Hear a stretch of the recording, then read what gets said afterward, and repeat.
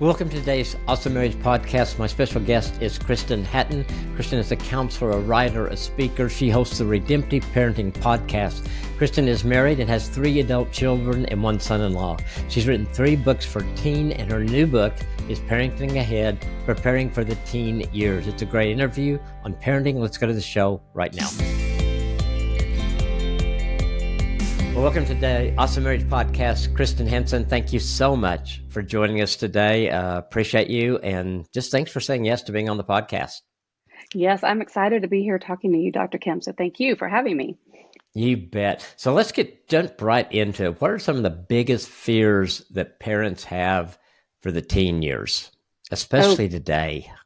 Goodness, there's many, right? Yes. I mean, the influence of their environment is huge. Who their friends are, the choices they'll make. We worry about our kids being left out, not being happy. I think emotional hurt as much as physical hurt. So, I mean, safety all around. I know for me, when my kids became drivers, and even still today, even though they've been driving for quite a while now, I mean, that is just a huge fear of mine. And then we've got, performance, academically, athletically, socially. How's that going to affect their future? Are they going to hold fast to their faith? I mean, it's endless, the fears that we have as parents. It's overwhelming, which is why I think as many parents are struggling with anxiety as our kids are. No, I think so too. And I think it's, as you're going through those, and you and I talked a little bit before we went live of just the difference that our teens are facing now, and the differences they face makes the parents face different fears also, just because, sometimes, I remember when our kids were growing up, I could go to my parents or some other people that were older or generation ahead, and they could relate. And so now it's like some of these parents are like, we've never had to deal with this before. And Nancy and I didn't deal with social media growing up. My kids didn't deal with social media growing up, but my grandkids are dealing with it. And it's Absolutely. So that just kind of, I think, adds on to all the stuff that parents can fear and have to deal with. And it can be overwhelming at times, can't it? Overwhelming. And I think in one regard, we have more information at our fingertips. We can track our kids on Life 360 or these other things, but sometimes more information just creates more anxiety, because I think about when I was growing up, my parents had no idea where I was if I didn't check in or arrive home on time at my curfew. Yeah. And yet we have more anxiety surrounding that, knowing or being able to look and track our kids than I think my parents did, at least. I think so. And I think we're more aware of all this stuff out there that we would consider dangers that our kids, because they're teenagers, they're invincible. I mean, that's going to happen to somebody else, not them. And so I think we're just aware of more things like that. Yeah. That some of the dangers that are out there. So when we look at our fears for our kids, what does that reveal about us as a parent? Well, I think huge is just our desire for control and our lack of it. And control is one of those things that really can be a ruling idol. And by idol, I mean anything. An idol's anything that apart from God rules our hearts. And so often it's like we want to be God when we come down to it, because we want to be able to control. And so without having that control, just fear rules our hearts. And so, underneath the idol of control, I would say is fear, but same with safety or people pleasing. I mean, those two can be an idol. Yeah. And again, fear. Why are we inclined to, do something? It might be fear of man. So again, it points to our lack of, or our need to want to be God and be in control ourselves, and our lack of trust in God. Yeah, and I guess you see that in a lot of parents. It's something that's pretty prevalent right now. 100%. Yes. Every parent I see is just inundated with, like we just talked about, all the things. And I don't know that we necessarily peel the onion back to see what's under the root of it. But I think if we're really honest with ourselves, it is a desire or a thought that I can do it better than God. I don't know that I trust him with my kids. And so we have these doubts and the fear that, is God going to take care of and protect my child? Is he going to deliver them in that sense? Yeah, we get impatient, don't we? So God's being a little slow. So I gave them to him, but I think I'll take them back right now because he is not doing it as fast as I want him to. Right. Or that might require some detours off the plan that we would choose for Yeah. them. And that's painful. And I've been there with my own teenagers, and yet I can see how it's good. And yet, when we can't see the end, we are just left in this middle of fear, afraid. Like, what if things don't change? What if my rebellious teen, Hmm. doesn't circle back around? Or what if my child doesn't, repent or change? Yeah. Do you, this is something we hadn't really talked, we're going to talk about, but just coming out of COVID, do you see that it is different anyway with parents now than it was before COVID, just as far as the fears and, all the things that we went through with COVID and the things that we had to deal with? Do you think that has heightened it at all? I'm sure it has. I don't know that I necessarily see a difference. I feel like parents have just in our ever since technology has really Yes. skyrocketed, I think that it's been there. I'm sure that for some people and in certain areas, maybe the COVID factor is even more of an issue than it is in other places. Yeah, because I talked to a couple parents that even though they hated COVID, but they knew where their kids were all the time because they That's were right. home. They They were couldn't go anywhere else. And then, you do that for depending on, like you said, where they lived and how long they were shut down. And then all of a sudden they're going back out again. And so I've had a couple parents that I've talked to that have kind of had to deal with that part of it too. Just, yeah. now I've got to face those fears again. Well, and I think it depends probably too on how old our children were during Yes. COVID, because did they get behind academically? Were the parents having to do, micromanage some of that, and now all of a sudden they're back in school and they're behind and they're struggling, and or did they miss out on some social connections and now their child is more, isolated and doesn't have the friends? So certainly I do see that in my teen clients. For me personally, my kids were already drivers and older, and so they were handling their own schoolwork, and so some of that I don't think affected me personally, is Hmm. certainly parents that had much younger children. Yeah. You mentioned drivers. I've got a couple of people I'm seeing now that have children that are getting ready to drive for the first time. And I can remember that too. The first time watching my kids back out of the driveway and thinking, oh my gosh, I'm not in that car with them and I'm not going to be where they go and they can go wherever they wanted to go because we didn't have Life 360 when my kids were starting to drive. So do you see how do parents handle their kids taking that step? Because there's so much that comes on. I remember as a teen, just I could not wait to drive and that freedom I felt just driving and my parents weren't there. And how do you think parents deal best way to deal with that? That's a hard one. And it really is back to what's really my heart. Do I trust God with my children? Yeah, I yeah. mean, I pray a lot when my kids are out, that the highway, especially, or late at night.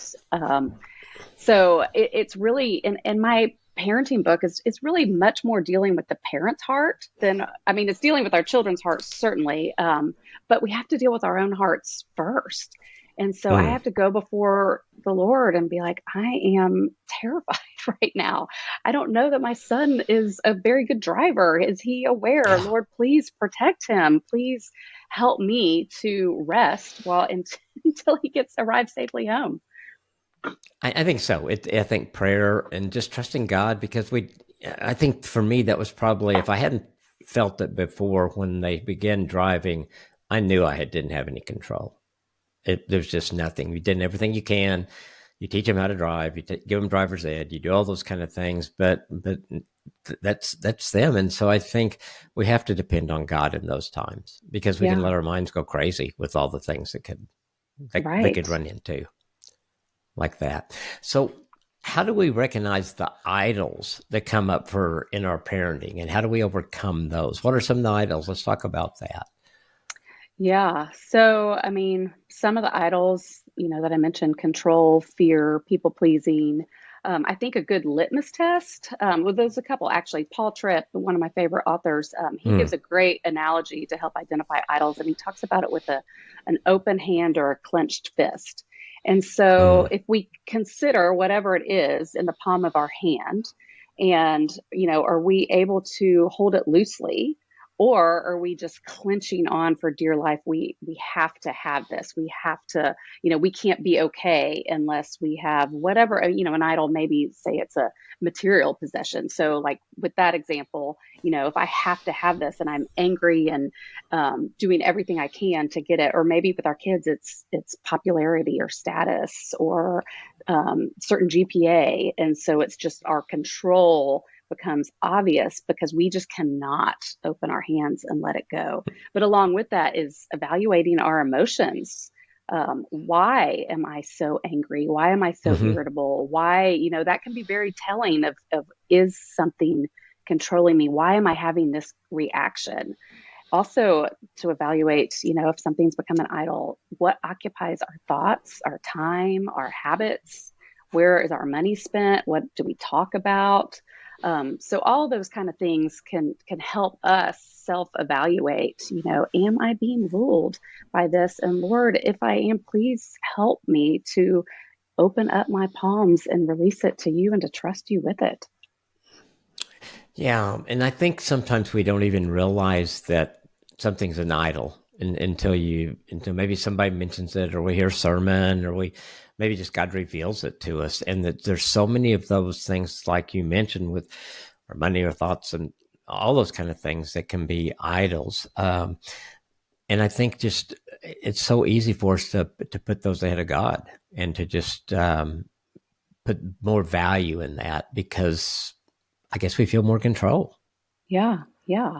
And I mean, we see it all the time with, the micromanaging. I think we'll get more into this, but, parents are so hyper vigilant about staying on top of their kids for their grades and just their success. And so that becomes an idol because I think we fear that Mm. what if they don't get into the right college? What if they don't get the right job? What if they're not successful? What if our kids aren't happy? And so all these things that start to rule us because we feel like we have to control in order to get a certain outcome. And don't you think that affects our relationship with our teen? 100%. Yes. Um, I mean, I've seen it with me and my own teen, and a lot of this is how I've come to acknowledge just my own, just the control that's ruling and how that comes out sideways with my kids as I'm nagging and constantly kind of badgering them about things. And finally, I realized like they didn't want to be around me, and they just kind of would give me the answers I wanted, or they would go into their room and shut their doors because I was driving them crazy. yeah, exactly. And I was kind of thinking of some people I see, even back in little league sports, when the kids are playing t-ball, and you've got a parent or two that, like, because their child is going to be a major leaguer, are yelling at the ref, and they're yelling at the coaches, and they're yelling at everybody that's around, because my kid is better than everybody else, and he's going to be, all that kind of stuff that we do, and the pressure that puts on a child at that age is just amazing. Amazing. In fact, with the baseball thing, I mean, one of my sons didn't even want to play anymore because he Mm, just the pressure he felt getting up to bat and hearing my husband, I mean, well intentioned, trying to coach him, but it sure. just added to that pressure that he had to hit the ball and he had to get on base and he had to score. And my husband didn't mean it that way, but that's how my son took it. And so he would just crumble. Yeah, I think it is. I know I think the YMCA's, for one, it's up to a certain age, they don't keep score in whatever sport it Yeah, is, that's right. baseball, Basketball. basketball, and stuff. And I think the competitive part of me said, "What? You're not going to keep score?" But when you think about it, that helps the kids focus on having fun and learning some skills, and maybe the parents aren't putting as much pressure, because it's really not about win or lose. Although I've seen parents in the stand writing down everything so they can tell their child at the end who won and what the score really was. Yeah. Well, and Uh, sadly, I feel like we move on from the why and those type of leagues so early because we feel like we've got to get our kids in the competitive, travel league right. at much too young ages. Well, you and I were talking before we grew up that you were in Edmond, Oklahoma for a number of years. We live in Edmond, and sports are a huge thing in this community. And it's so easy, it's almost like if you don't have your child in a competitive league by age whatever. I mean, I've seen kids on traveling teams at 8 or 10 years old, and that's really young to put that kind of pressure on a child. It really is. Yeah. When I've seen, at the other end, so many of those kids, by the time they make it to the age of like varsity sports or college, they're burned out or they're injured and they don't even go on to play in college, which I think is so much of our motivation. Like, oh, my kid's going to get a scholarship to college playing baseball Right, or right, whatever right. it is.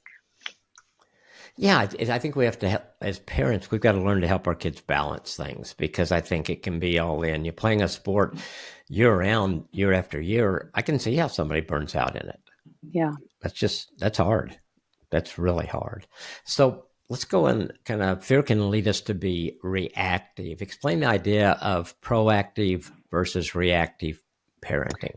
Sure. So proactive is working to identify and prevent potential problems before they happen. So having some forethought, whereas reactive is responding to a problem or situation as they come out without any forethought. Frequently, parents are living in reactive mode, and often Mm-hmm. this is because we are just so busy, and so things are coming at us, and we are just trying the best we can to survive.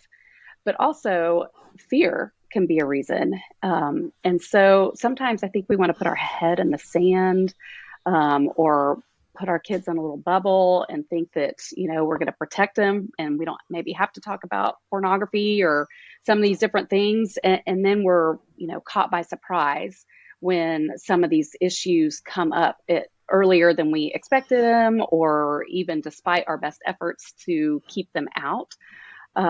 So I think it's much better to have a proactive plan in place, and to with our spouse, go ahead and think about what are the things that we need to impart to our kids. What are we going to allow? What are we not going to allow? How are we going to respond to our kids? How are we going to discipline our kids? What is it we most value, and letting that guide our decisions and how we protect or spend our time, family time. So have that proactive approach so that things aren't just coming at us. For instance, someone could invite one of my kids to go do something, and if I haven't really thought about it, then I easily would be like, oh, we don't have plans. Sure, yes.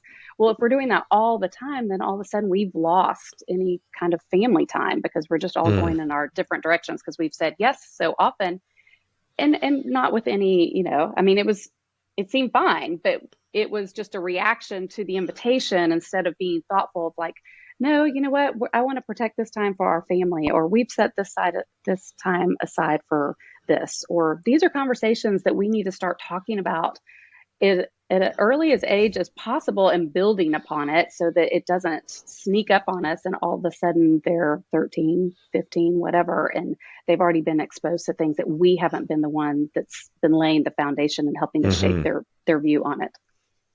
So I know we've got parents that are thinking, "Oh my gosh, we're reactive parents." They're just hearing it right now, and they're seeing that, and yet they want to be proactive. What would you say? How do you get from there to being proactive? I mean, obviously, you got to take the time to Yeah. do that, but are there any kind of steps that they can say, okay, just so they don't leave today thinking, "Yeah, I want to be a proactive parent," and they just don't know where to go with it?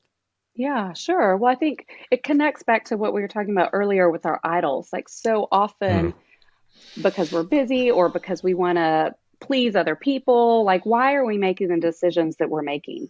And so taking it back of realizing like, wait a minute, wait, our family, this is what I value most. So maybe just sitting down with our spouse, or if you're a single parent, just yourself, about making a list of, what is it that I want to be predominant in my family? What is it that when my children leave for college or whatever, when they're older, do I want them to most know or be guided by? And so, how am I going to work my way up to that? So, for instance, Hmm. for me, I wanted my children more than anything to love Jesus and know his love for them. And Mm. so that meant that is my overarching guide, more so than having great grades, more than being a fantastic athlete, more than their happiness, more than their success.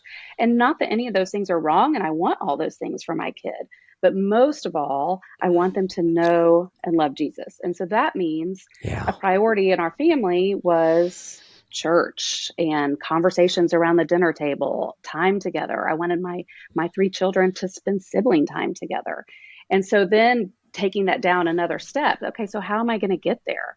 Well, we began, my kids, once my oldest was a driver, the three kids would go out together and get ice cream, and they'd go drive country roads and blare their Mm. music and create their own memories together. But if I'm always saying yes to all of them going their different directions with their friends or being on a travel team, and we're always just so busy, then all of a sudden church goes by the wayside, family time goes by the wayside.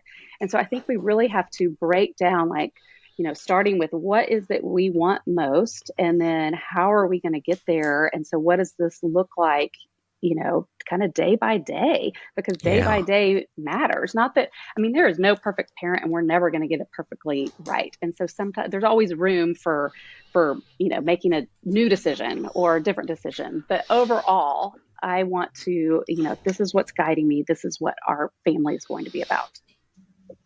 Oh, that's so good. One of the things when we talk about marriage, I talk about a highway from the day you're married until the end of your marriage, and it's as an awesome marriage highway. And you go that highway, and your goal is to, by the time you get to 50, 60 years of marriage, whatever it is, you've got that awesome marriage, but there's detours and there's exits, and you try to stay away from those or get back on the highway. Well, I think it's the same thing with parenting. If you've got that goal, that overall thing that I want my kids to love Jesus and that to be the guiding light in their lives, that you want to do those things. So it's okay then for a parent to say, like we did, Sunday nights are family night. And that was that way all the way through high school. And the kids knew it, their friends knew it. And it was just a time that we knew for sure, especially as schedules got busy, that we were all going to be together. But I think that what you're saying too, it's almost like that gives you a filter to put everything through. Okay, if this really is what my end goal is, if I say yes here, if we do this or do that, put it through that filter, and that's going to help you in making the decision that stays consistent with your goals for your kids.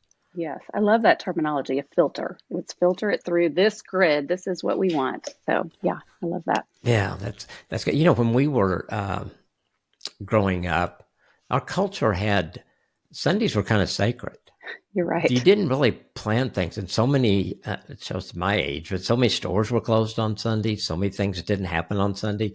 It was really the day to be with family, to go to church, and just enjoy each other. Well, our culture's kind of taken that away, and so I think we have to be so much more intentional to make that happen now. Yeah, you're right, because that wasn't an option. And so we didn't have this, smorgasbord of things that we could do. It really was. It was church and family. It was kind of a quiet, restful day. And we need, I mean, besides all the important reasons why we want to go to church and have family time, we need rest. And so we Hmm. need to build that in for our kids and for us, is to slow down and have that rest that we need to recharge. Yeah, I heard somebody say years ago, and I knew it, but I never had heard it put that way. But they said, in creation, the seventh day God rested, and if God rested, wasn't that a model for us to rest? And I thought, oh Hmm. yeah, that makes sense. God Yeah. gave us a pretty good message there Yeah. to take care of that. So talk to us about overparenting versus underparenting, because I think I see people, and I think we probably did both at times. And how do you define those, and talk about that just a little bit? Yeah. Okay. So overparenting would be synonymous with helicopter parenting, which Okay. we're all pretty familiar with, right? Yes. But parents in this category, they tend to be warm and supportive and responsive, which are all great qualities, but coupled with a high level of control. So back to that idol of control, parents exhibit too much responsiveness and overinvolvement for what is appropriate for their child's age. And so we need to, little by little, as our kids grow up, start pulling back and allowing them to make mistakes and to take responsibility and do things on their own. Instead, I see parents, just coming in more and more instead of backing up, so that by the time they're ready to fly, um, kids are equipped. The other term, underparenting, I don't use this to mean neglectful or uninvolved parents, Hmm. but rather permissive parents. And so these parents too, they're warm and responsive. Their desire, though, is for their kids above all is to be happy, and they want to have a good relationship with them. And so that then leads often for the failure to exert parental authority, to set and enforce limits, and just sort of an overall abdication of shepherding their kids. Mm-hmm. And Yeah. you mentioned that you probably at different times fell into one side or the other, and that's very true. I think sometimes we can say, "Oh, I'm a helicopter mom," but a listener out there might be thinking, "Oh, I think I do both," which is actually pretty common, that we swing back and forth between the two, because it depends on what is that area. And again, this goes back to our idols. So if my idol is grades, and I have to, my kids have to perform well, then I might be an overparenting parent in that situation. But then if I want to be best friends with them, then I may be an underparenting parent in that instance, because I maybe don't enforce some rules. And so these inconsistencies, again, they speak to our idols and our fears and what it is that we're trying to control for. And it gives our kids kind of a mixed message, doesn't it? Yeah. Yeah. Which mom do I have today? Yeah, exactly. Heckle and jive. Who's coming out? Yes, exactly. No, I think it is hard to get that balance. Just thinking as you were talking about times I probably overparented and underparented, and I think as parents usually our intent is right. I think though that we can get stuck on that, and I think too. I think some parents can get by with helicopter parenting for a while, but there comes an age your kids are going to rebel against that, won't they? Mm-hmm. I mean, it's just like that's too much, mom. That's too much, dad. Yeah, yeah, and it can make a relational disconnect. I see a lot of teen clients, and there's just that relational disconnect between parents and child, because their parents are just all over them all the time. They just want out from under them. Yeah, yeah. So what is a good balance? Is there a probably not a magic formula because every Yeah, I family's different and wish. every child's different. Yeah, it'd be nice if you could go 1, 2, 3 and that's it. But you can't even do that with your own kids, can you? Because kids are so different. I had a family one time and they had 3 daughters, and the first two were probably just could have won perfect, be a poster child for the perfect daughter. And the third one wasn't. She was rebellious. She was different. And I remember them bringing her in and said, "There's something wrong with her because we raised these two perfectly." And I said, "Yeah, you did. But what you did with them is not going to work with this one. And so we got to figure out how to work with this child so you can reach her and what she needs right now growing up." Yeah, it's humbling as parents, because there is no perfect formula. I mean, that's why I think we're struggling. We want that. We want this formula to follow, and but it's not there. So again, back to evaluating our own hearts. What is it? Why are we acting the way that we're acting? Asking God then when we see that to help us trust Him with our children, knowing that He loves our children even more than us. But I think also this bit of information is helpful for parents to hear. When I was getting my counseling degree, I was in a research class, and I was really intrigued to see that we hear these reports about college kids and young adults struggling with anxiety, depression, low self-efficacy, entitlement, suicidal ideation, all these things. And as I read the research, I was seeing that these kids, some were coming from overparenting parents and some were coming from underparenting parents. And so I was like, what is the commonality? Because these are two different types of parents, and yet all these kids are ending up with the same struggles. And it went back to that fear. And of course, the fear is coming, it's different with the two types of parent, like what is that driving fear, but that's the link. And so I think it's so important to go back to dealing with our own fear and trying to control, because of the outcome of either one of these two types of parenting, too much of that, what that's producing in our kids. That makes so much sense. Yeah. So it's just really trusting God is really what it comes down to, doesn't it? I mean, and the bottom line is, and I love what you said, because I think we need to hear it, that God does love them more than we do. Yeah. And I think when we can really embrace that and know that God has a plan for their lives, and our role as parents is to love them and get them on that path with God and trust Him with them, which is really easy when I say that, but I know it's harder to do day to day. Yes, it is. It is, which is what keeps us on our knees, and it keeps us dependent on Jesus, which I think is part of the whole plan, is that he wants us to depend on him. We are weak. And it's really been through parenting that I've grown to embrace my weakness instead of, I used to think I was strong and capable and in control. And then you're met with all these things in parenting and you realize you're not. And yet it drives me to depend and need Jesus more than I used to really realize that I did. That's so good. Yes, and I think when we finally just give into that, it's just such a relief when you let go of those fears. When you Yeah. say, I can't, because most of them we can't do anything about anyway. I mean, we can over control our kids, but I've had parents that I've worked with a couple of teenagers that came to mind that their parents were over them the whole time. Oh, and they got to college and they just went crazy. Just Yeah. whatever. I got freedom. I don't have to come in at night. I don't have to. I don't. I had one. They told his mom when he came home for Christmas, "I haven't brushed my teeth since I left home." I mean, that was just this little rebellion. But so that it's loving them and walking through that and trusting God with them, I guess.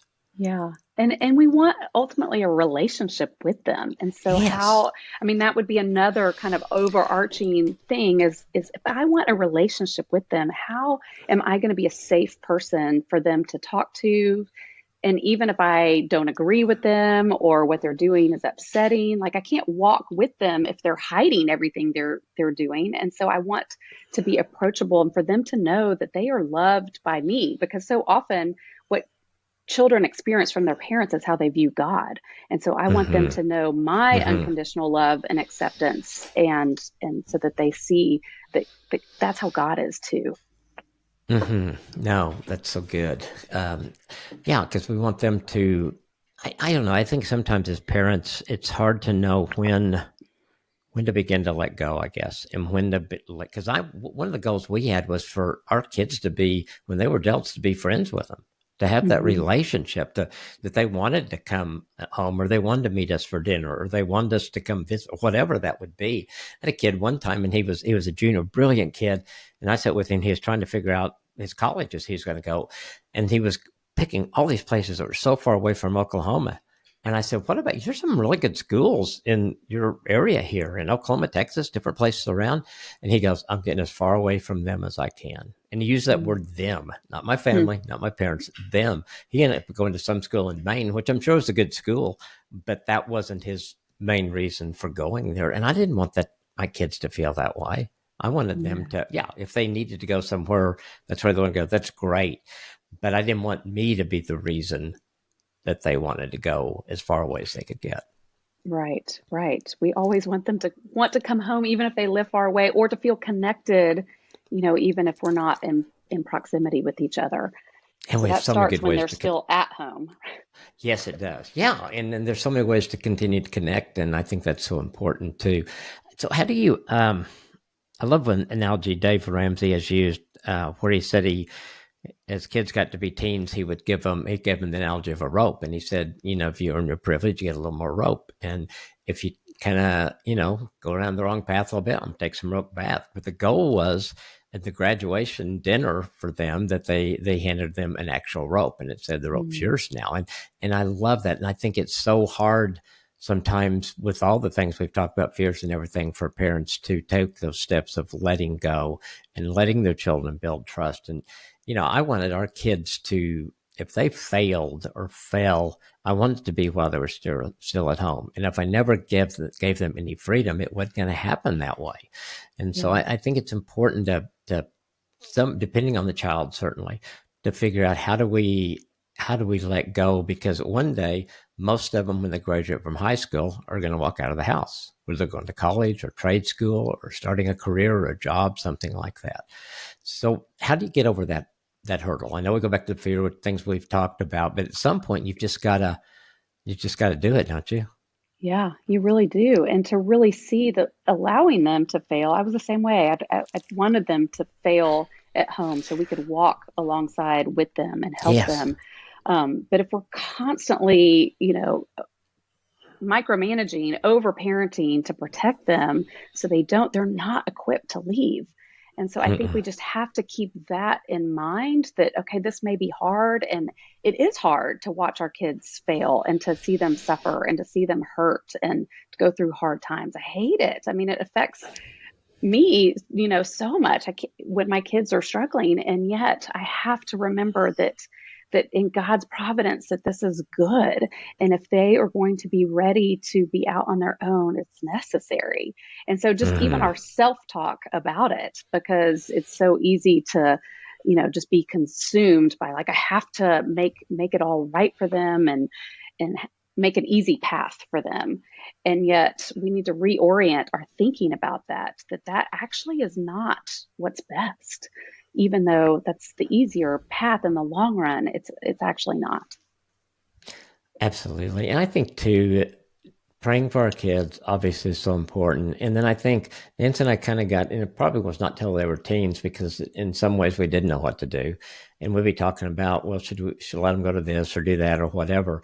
And when we would stop and pray in the middle of those conversations, we always came up with an answer that was the right answer. And it just showed us how much God cares. And I think sometimes we struggle with things, we mull over them or we make our list when really just going to God and saying, hey, I don't know what to do in this situation, or I don't know how to help my child in this, and give him a chance to show up.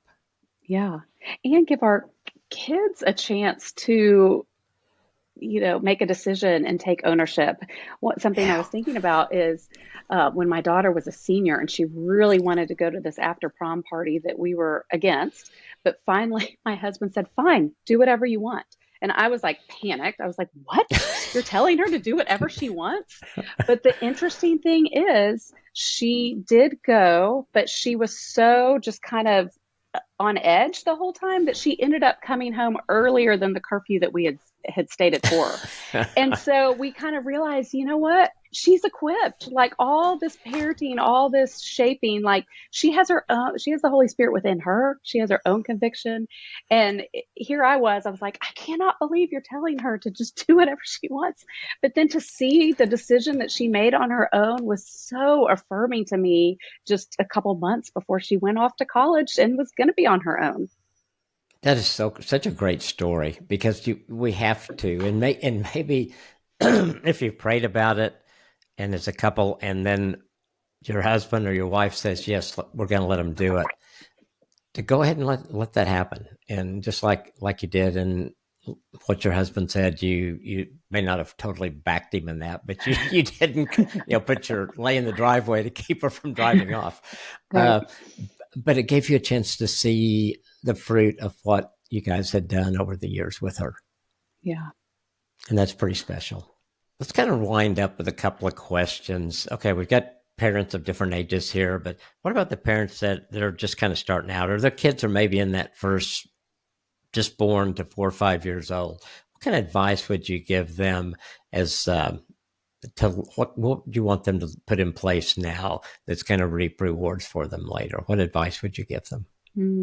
Well, I like to paint the picture of a farmer.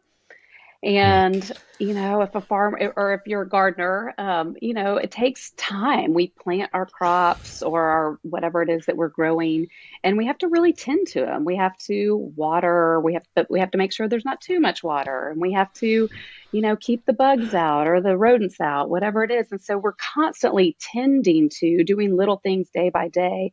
We don't see the fruit of our labor until, way down the road, and yet we endure persistently, doing what we can do today to produce what we want in the future. And so just keeping that vision in mind of parenting like a farmer, that Hmm. it's a long road and it takes work and it takes persistent work and it takes endurance. That we're not going to see the fruit, instantly, and we want instant results in our culture, and yet to just hang on to this idea that it's coming. I'm not going to see the reward yet. And then also, what we've talked about, that God loves our children more than we do, and that there is no perfect parent. We are going to make mistakes. And yet, how do we live redemptively in our homes? We say, Mommy was wrong. Please forgive me. And that Yeah. can be as powerful of a shaping influence on our kids as doing everything right, because they see that mommy and daddy need Jesus too. And so it's okay to Mm. fail. And this is how we deal with our sin or our mistakes, and how we come along each other and give forgiveness and grace. And again, like working out of our weakness instead of our strength, so that we are dependent and needy on Jesus, because it is a long road and we don't have all the answers.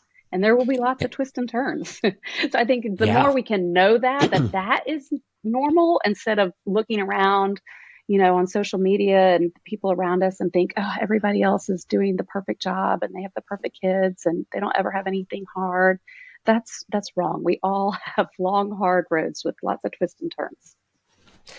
I know. I think we all know the realities of social media, but people still get caught up in it, in that Yeah. comparison game that just, I always wish someone would come out with a social media account that the rule was you have to be totally honest and transparent. Hmm. And just so instead of the perfect picture of the family by the Christmas tree, you show the one 10 minutes before when everybody was throwing things at each other. Yeah, right. But I think that what you said, we're not going to be perfect parents. And with God's help, though, we can do the best that we can do and trust them to Him. And I think we're surprised. I remember Grant, my son, he was probably 24, 25. I guess it was right before he got married. And he and I were talking, and he said, I've been meaning to tell you this. He said, those times that I got mad at you because you said no, or that you let me do something, you and mom, you let me do something and trusted me in that. He said, I thank you for all of those. And it was Mm, just like, as a guy that was getting ready to get married, they have a different perspective when they get past it. And they're not going to jump up and down when you say no. They may rant and rave and go to the room and pout or all those kind of things. But if you prayed about it and you and your spouse are on line with it, or if you're a single parent that you make that decision, it's if it's the right decision, it's the right decision. yeah. And And you want to do that. yes, I love that story about your son. It reminds me of my daughter. When she got to college, she ended up thanking us for the curfew that she had fought tooth and nail against when she was in high school. But she realized once she got to college that some of her friends didn't have curfews, and they actually said to her that she was lucky, because she knew that her parents loved her and cared about her, whereas they wondered why their parents didn't care about their safety, or why their parents were more concerned about being the cool parent hosting the parties. So I think keeping that in mind, that they are going to fight us and yet stand firm with our boundaries, and hopefully in due time they will come to see, that you love them and that was the best for them. Absolutely. One of the things, and I know everybody has a different deal, but our goal was the second half of their senior year that they would not have any curfews. It was a lot easier with a son than it was with a daughter. Yeah. But I can remember my son the first weekend when he didn't have a curfew. And his curfew, I can't remember what it was before then, maybe 12, something like that. First part of his senior year, he was in at 10:30, and I said, why are you home so early? He said, there wasn't anything to do. And if in that curfew, I wasn't going to come in until it was curfew time, even if I was just doing nothing. But I just came home. And, it's so cool to see some of those things. And once you've trained them and they learn things, to see them begin to implement that. And it was so cool to see that in both of our kids. It made it a lot easier when they left that next year to go off to college, Yeah. because it was like, okay, they're going to make some mistakes. Absolutely. But I think hopefully they're in certain parameters that they are mistakes that aren't life threatening or things like that. They're just the life lessons that we need to learn as we grow older. Sure. Yeah. It's really good. I've loved this conversation, and I know all the parents that are listening and parents to be are going to appreciate it. But let's hone in on your marriage for a second and tell me Okay. what you're loving about your marriage today. Yeah. Well, so I am 1 year into being an empty nester. My husband and I have been married almost 28 years, but I will Wow. say empty nesterhood was something that I just couldn't even imagine. I thought it was going to be terrible. When my oldest graduated high school and I started to really think about, oh gosh, this is coming, I just, like I said, I couldn't imagine not having our world revolved around kids. But I have to tell you, it has been really sweet and fun. And Yeah. so my husband and I implemented what we call ABC dating. And so, because I was like, we are not going to just sit on the couch, and like, we need to get out and we need to be intentional about our friendships with other people too. Because it used to be we could just go to a football game and we're with friends and people. And Yeah. now that we don't have our kids' activities, we need to be more intentional about, seeing people. And so with ABC dating, we literally go through the alphabet. We pick a restaurant or an activity that starts with an A, and then we move to B. And so some of these dates are solo, just the two of us. And then other dates, we're intentional to invite another couple to join us. And that way we're having fun together. We're, getting out of the house. We're often, that's when then we have good conversation, because at home it's easy for us to just be doing our own activities. So it's been really fun. And I have to say, my college boys have been home for the summer and they leave next week. And I'm like, yes, we're going to go back to being empty nesters again. I can identify with that too. I think we dreaded it some and had that little adjustment, and it's a wonderful time. And that transition that you're probably beginning to see with your boys, especially as they get older, going to that friendship, that adult friendship, and it's just so much fun to have them as friends. And I love it when, I talk to my kids, not every day, but a lot. I talk to my grandkids. It's so much fun when a grandkid FaceTimes you and just wants to involve you in what they're doing that day. So that's a great part of life, I think, is when we get to that empty nest for sure. I love that your That's great. grandkids reach out to you. I hope for that someday. I'm not a grandparent yet, but someday I want to be Oh, an it is. intentional grandparent. When I see one of their names come up on my phone, I just light up because, I bet. they're all into different things, and they all, we've tried to be involved in their lives, and it's a blessing that they want to share things with us. And so that's really fun too. That's amazing.